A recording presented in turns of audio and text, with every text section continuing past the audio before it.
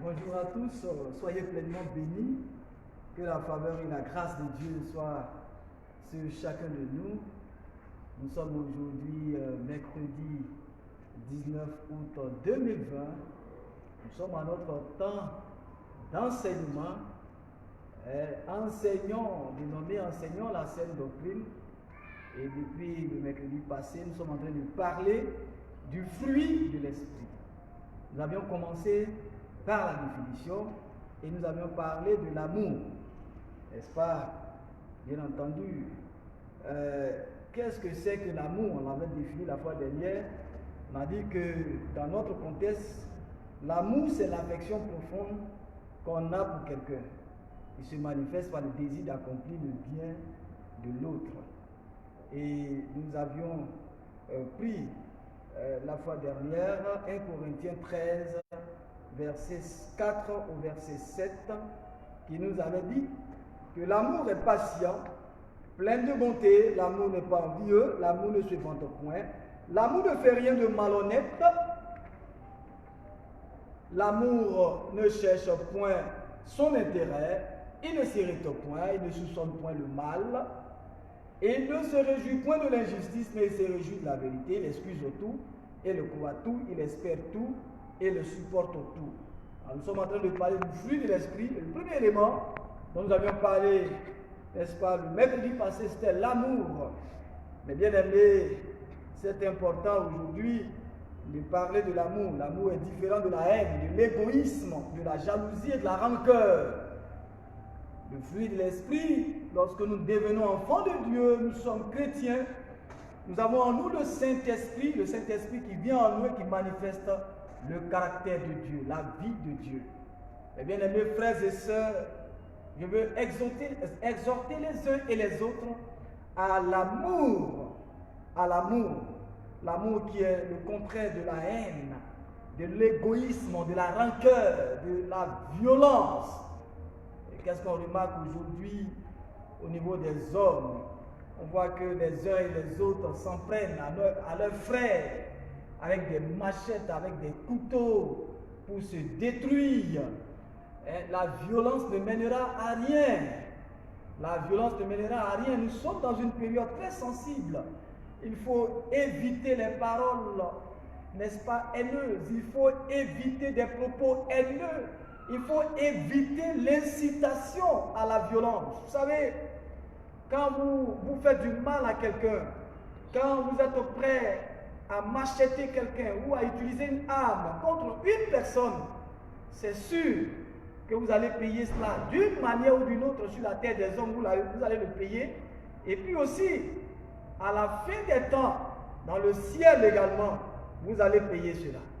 C'est la raison pour laquelle Dieu nous exhorte à se pardonner réciproquement, à utiliser le dialogue et à rechercher Jésus. Si vous avez Christ remplira votre cœur d'amour et vous allez avoir de bonnes attitudes à l'endroit d'autrui. C'est important. Nous parlons aussi de la joie. Aujourd'hui, nous parlerons de la joie, de la paix, de la patience. La joie, qu'est-ce que c'est que la joie? C'est un bonheur fondé sur les promesses divines, inaltérables, et les réalités spirituelles éternelles. Un bonheur fondé sur les promesses divines inaltérables et les réalités spirituelles éternelles. C'est le sentiment de bien-être exprimé par celui qui sait que tout va bien entre lui et le Seigneur. Le sentiment de bien-être exprimé par celui qui sait que tout va bien entre lui et le Seigneur. Oui, la joie n'est pas circonstancielle. Quand nous sommes en Christ, n'est-ce pas, la joie que produit l'Esprit de Dieu en nous n'est pas fonction de notre réalité empirique. Cette joie n'a rien à voir avec le fait qu'on ait l'argent ou pas, ou qu'on ait un bon résultat ou pas, mais notre cœur déborde d'une joie ineffable, selon 1 Pierre 1, verset 8. La Bible parle d'une joie merveilleuse, d'une joie ineffable. Notre cœur déborde de cette joie-là et vous êtes heureux.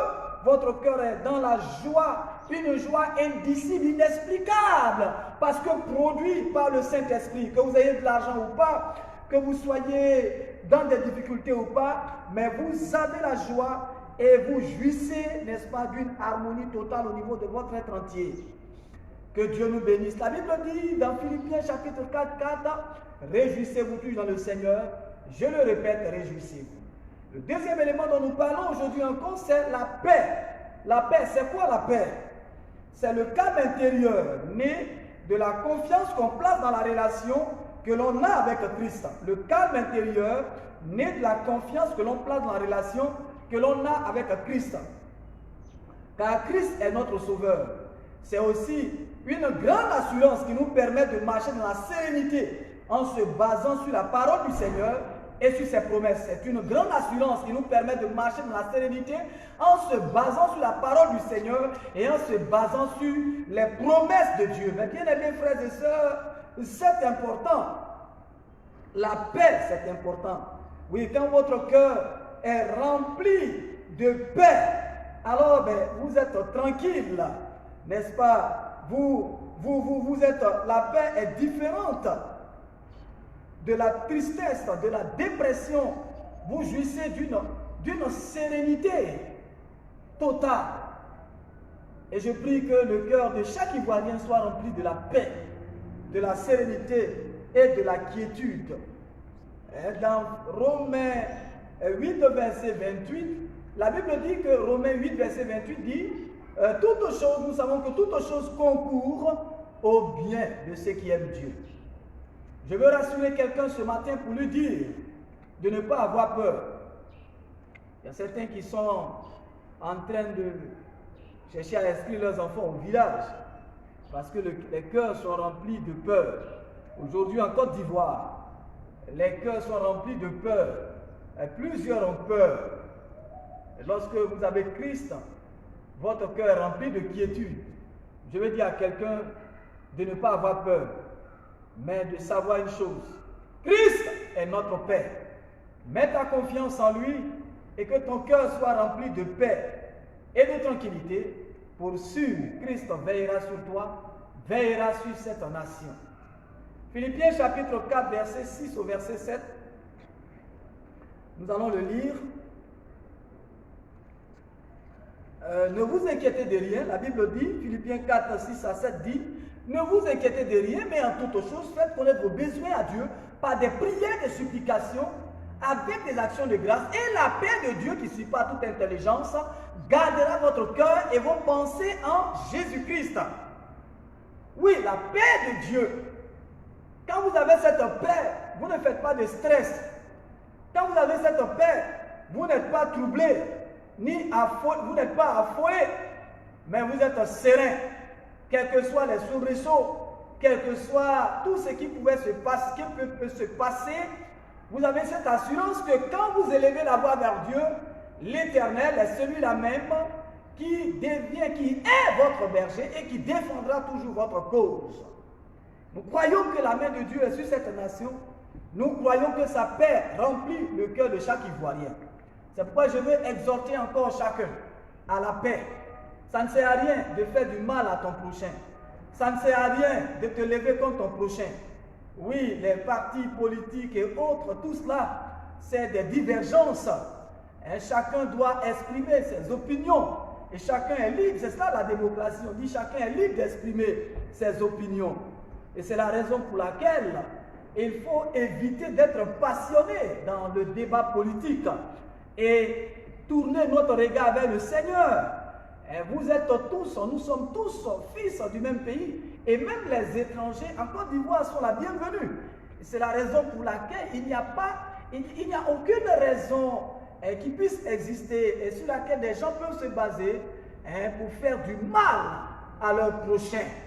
C'est la raison pour laquelle j'interpelle les uns et les autres à désarmer leur cœur, désarmer votre cœur et tournez-vous résolument vers le Seigneur Jésus-Christ. Parce qu'en Christ, Christ remplit nos cœurs de sa paix, de sérénité et de bienveillance à l'endroit d'autrui. Que Dieu nous bénisse. La patience, qu'est-ce que c'est que la patience? C'est la capacité d'endurer les blessures infligées par les autres. C'est aussi le fait d'accepter les situations difficiles et douloureuses. La patience c'est la capacité d'endurer les blessures infligées par les autres. C'est aussi le fait d'accepter les situations difficiles et douloureuses. Le contraire de la patience, c'est l'impatience, c'est la précipitation, c'est les humeurs irritables, c'est les querelles. Quand votre cœur est un cœur patient, même lorsque les gens vous provoquent, vous avez cette maîtrise de soi. Et vous ne réagissez pas. Dans l'ancienne alliance, il est écrit œil pour œil, dent pour dent, main pour main, pied pour pied. Mais nous sommes dans la dispensation de la grâce, où Jésus nous exhorte à la patience, où Jésus nous exhorte à la bonté envers autrui. Et quand vous êtes animé de patience, l'on peut vous provoquer, on peut vous faire des choses, mais vous n'allez pas vous venger, vous n'allez pas réagir. C'est aussi le fait d'accepter les situations difficiles et douloureuses. Vous êtes enfant de Dieu et vous voyez que souvent même vous êtes tenté de faire un certain nombre de choses. Vous voyez les gens, les autres, vos amis et autres, avoir des copines, vivre dans le désordre sexuel, dans la dépravation, dans l'immoralité, et cela peut vous tenter. Mais lorsque votre cœur est patient, vous êtes persévérant dans les voies de Dieu. Malgré le fait que vous êtes tenté, mais vous n'allez pas vous livrer au péché. Vous vous maîtrisez au maximum. Éphésiens chapitre 4, verset 2. Éphésiens chapitre 4, verset 2. En tout, verset 1 au verset 2, je vous exhorte donc, moi, le prisonnier dans le Seigneur, à marcher d'une manière digne de la vocation qui vous a été adressée, en toute humilité et douceur, avec patience, vous supportant les uns les autres avec charité. Amen. En toute humilité et douceur, avec patience, vous supportant les uns et les autres avec humilité. Mes bien-aimés frères et sœurs, le Seigneur nous exhorte à nous supporter les uns et les autres. C'est très important. À nous supporter les uns et les autres. Nous, enfants de Dieu, ce qui est le fondement de notre vie en Christ, c'est cela. La prière nous aide. Et c'est important, lorsque vous êtes en train d'endurer des situations difficiles, de fléchir les genoux et de vous abandonner entre les mains du Seigneur, de confier toutes choses au Seigneur. Si vous voulez réagir relativement à toutes les situations qui se présentent à vous, il est clair que vous allez devenir belliqueux et vous allez vous venger vous-même. Soyons persévérants dans les voies de Dieu, parce qu'il y a des gens qui sont persévérants dans le mal. On doit être persévérant, n'est-ce pas, dans les voies du Seigneur. Que la grâce de Dieu soit sur chacun de nous. Nous arrêtons là pour aujourd'hui avec ces trois éléments concernant le fruit de l'esprit. Nous avions même commencé par une révision sur l'amour avec ces trois éléments. Que Dieu bénisse chacun de nous et que nos cœurs soient remplis de joie, que nos cœurs soient remplis de paix, que nos cœurs soient remplis de patience. Soyez pleinement bénis. Vous pouvez, n'est-ce pas, voir nos différents messages sur YouTube. Vous tapez Bouka Bernard et vous voyez nos différents messages. Rendez-vous et puis pour le mercredi prochain avec la suite de notre enseignement sur le fruit de l'esprit. Soyez bénis. Au nom puissant de Jésus à la même heure à 13h00.